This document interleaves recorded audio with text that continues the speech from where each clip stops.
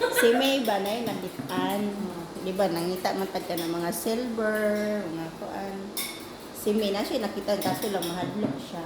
Kulok kwaon. Mahadlok siya kuan kay naamang gud nga balay. Naadi sa murag na sulod sa kwarto sa mga nanay na eh.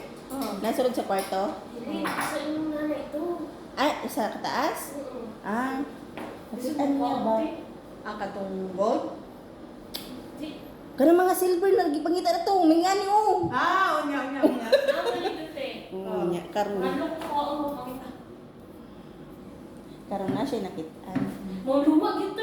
Lang gipicturan kay mahadlok man daw siya kay may man daw nang kita dong tulong mo sabay og kuha kay para kita to damay-damay kay nakaraan jud kay na nis. Na di mo to. Ako nga nakipicturean. Tanawa. Dali, dool diri. Tabang bugot eh.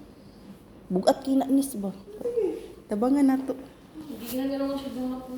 Yan, exhab. Nadiriti mo po. Sa maniko. Sa frame? Makaraan yun na siya. Oh. Bitaw. Pwede ka Bugat kay na siya bu.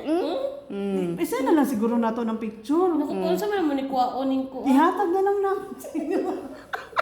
Kung makuha ninyo sa Silver picture. hunting.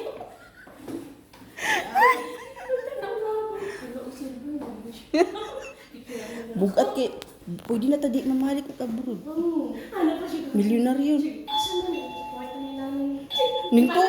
Ning tuo pa ko siya gahapon. Ko asa dapit anak ko siya.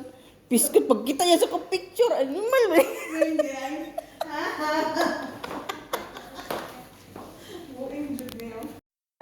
Naa na may yung tao.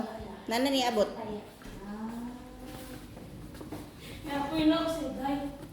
Ay, luma kasi guys kung ano ni nanay guy. Lagi pang kukuhaan guy. Napod ko, Chris. Sa imo ko, Chris. Okay. Asa good. Asa gani. Kan ka ayot ka ni. Tibak-tibak ka. Silver foil. Silingan eh. Pwede po di sa mga drug addict. Tibak-tibak ka ni. Pero tingali ka. Ay, iba mo din nag-iso pa yun mo. Baka naman mo silver sa tagos. Kulit day. Kani o, dagko ka. Oh. Di ba sa Pilipinas may face Oh. may kani. Tibak-tibak ka. Natagbaw. Yabi pa